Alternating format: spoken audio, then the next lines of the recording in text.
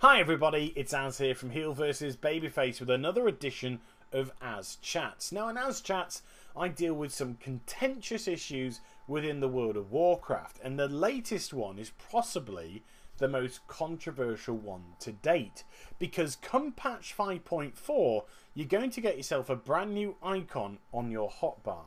You click this icon and it will take you directly and in-game to the Blizzard store, where you can use in real life money to make purchases of items to help you within the World of Warcraft itself. Now this is proving to be very controversial with the community, and it's got quite a portion of it up in arms for a change, because the term pay to win is now beginning to get bound around in a subscription based title. So firstly, let me just address the subscription. The great thing about a subscription-based game is it's a social economic equalizer. That's one of the big positives. It doesn't matter if you're the richest person in the world or the poorest person in the world. You pay the same subscription fee and you get access to the same amount of content. The rich person cannot outpay the poor person. That's a brilliant point of a subscription-based title. A microtransaction-based game is always going to have the term pay to win, because the person that has more disposable income can always purchase more items, which leads to a better chance of better items and more progression within a title to somebody who comes from a poorer social economic background that is simply unable to do that, and their progress is delayed due to their financial circumstances. It's sad, and unfortunately that's just the way of the world. But that subscription is the equalizer.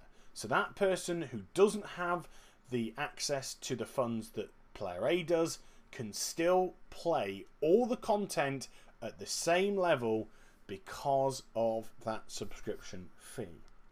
So, an item that we are now testing on the PTR for patch 5.4 is called the Enduring Elixir of Wisdom. And what does this item allow you to do? Well, it lasts for an hour.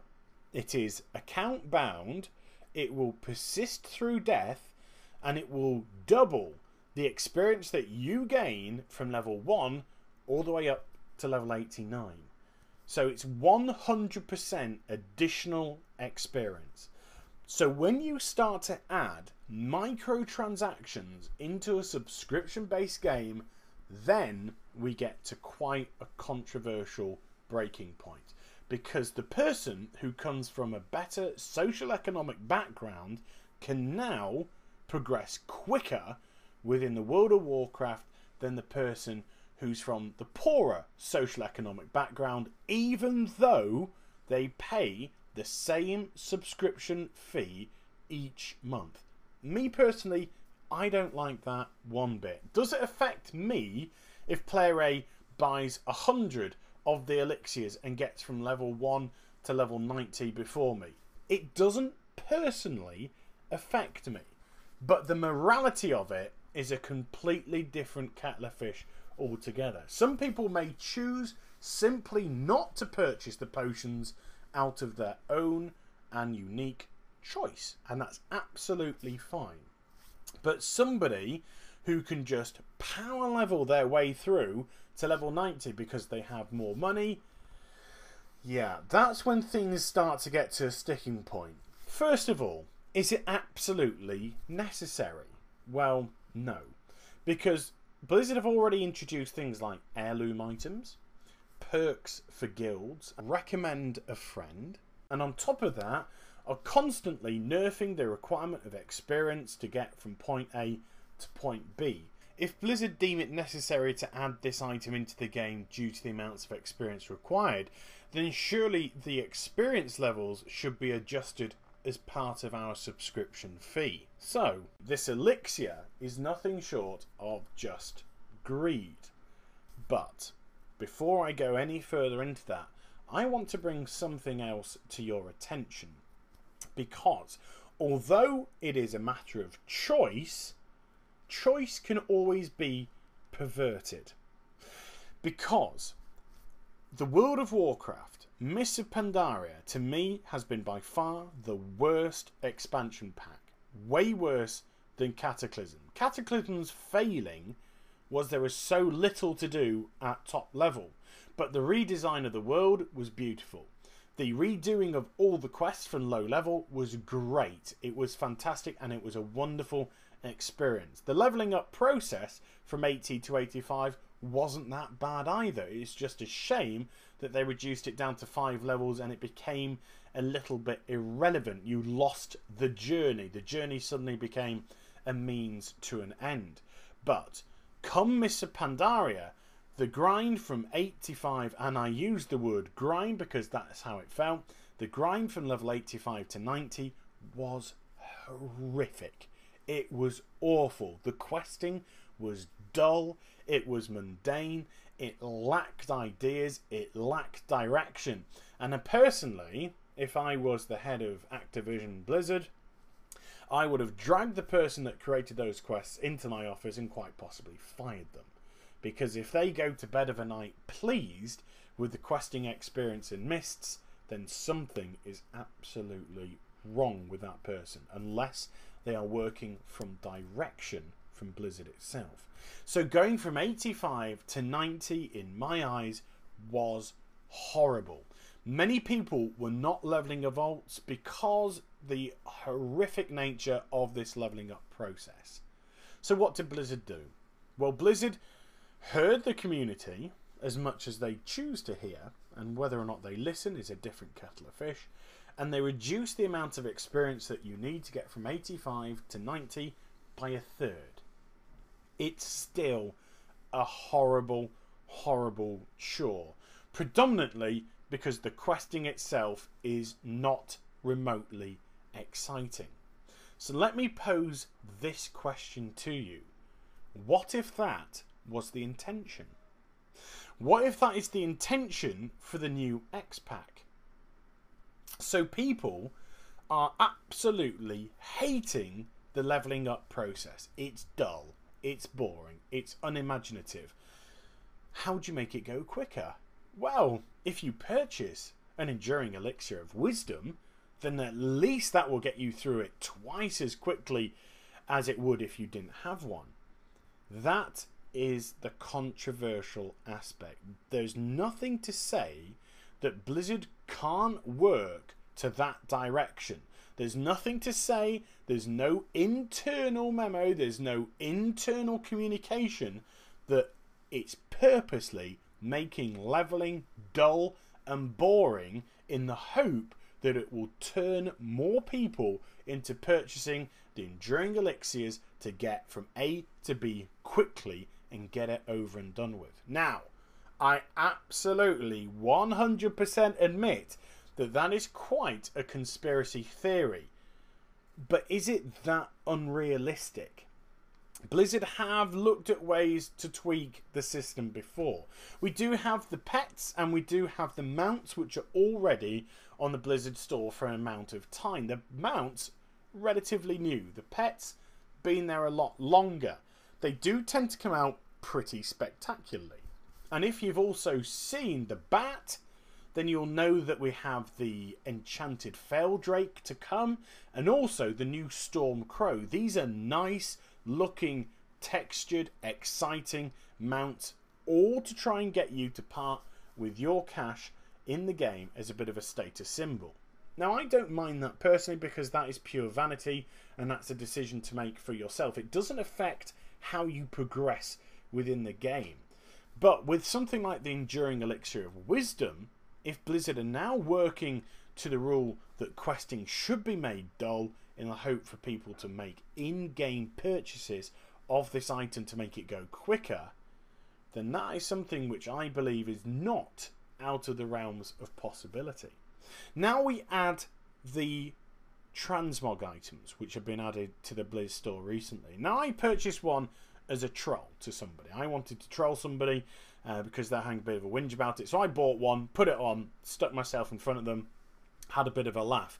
And I also did a competition on my channel to give one away for people who possibly couldn't afford them because they came out at a very high price. £10 UK money, $15 US money. That is a lot of money to part with for simply a vanity item going on one part of your body on the character within the World of Warcraft.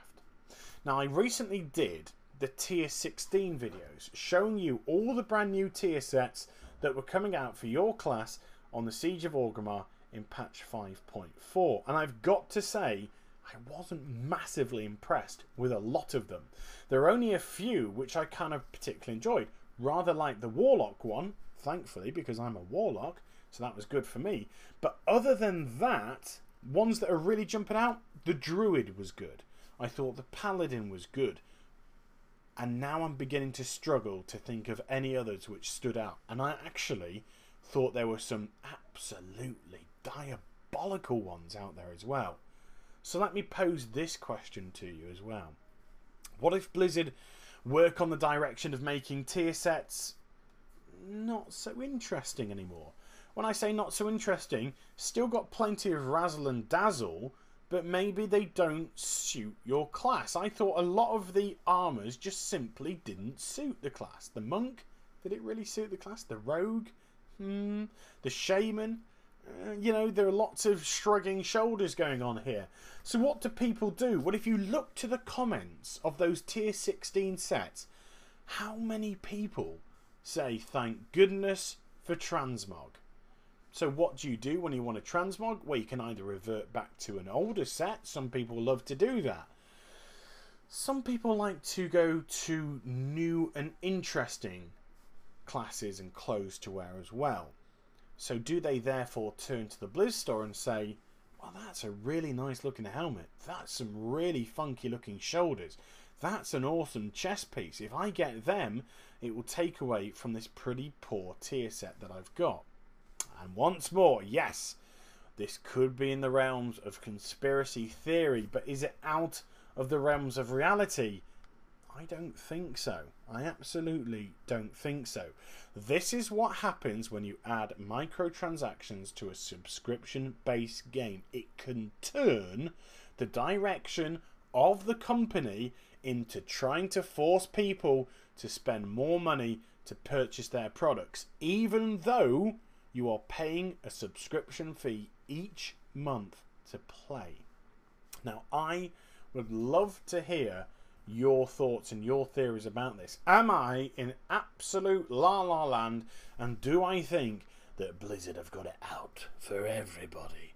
Or do you think there is a level of truth that if you add microtransactions to a subscription-based title, it can turn the direction of that company and the content that they produce and the quality of the content that they produce in an effort to get people to part with more money to purchase their items? So, what do I personally think of the Elixir of Wisdom?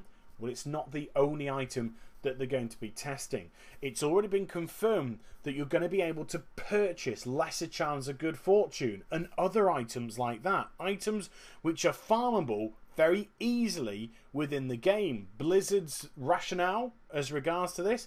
Well, it's to help people that don't have the time to farm them. I personally believe this game was an MMO, not a pick up and play like COD. An MMO involves investment of time. An MMO doesn't mean that you have to have everything at once. It doesn't mean anything of the sort. In my eyes, these microtransactions are controversial, they are immoral, and they are wrong, and I would like to see them removed from the game. If you want pure vanity items, pets, and mounts which do not affect the way that your character looks and do not affect the way that you progress within the game, then that's fine, because that's a decision for you to make. But I hope you enjoyed the vid. Please do like, comment and subscribe to my channel. Follow me on Twitter, Facebook and also twitch.tv/Heal vs Babyface for live streaming. I'll be back with some more stuff very soon. You take care, everybody. Bye bye.